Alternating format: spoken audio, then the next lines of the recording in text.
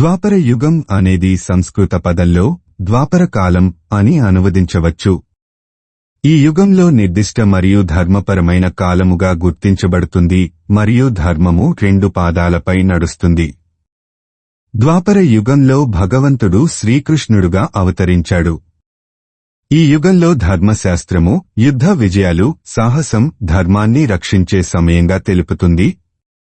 ధర్మాన్ని రక్షించేందుకు భగవానుడే శ్రీకృష్ణుడుగా అవతరించి దేవత వర్గమున కొందరి అంశలు ధర్మరాజు, భీముడు, అర్జునుడు, నకుల, సహదేవుడు తోడు చేసుకుని ద్వాపర యుగమున అధర్మాన్ని నాశనం చేశారు.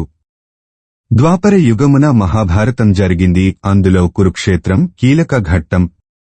ఈ కురుక్షేత్రం 18 రోజులు జరిగింది.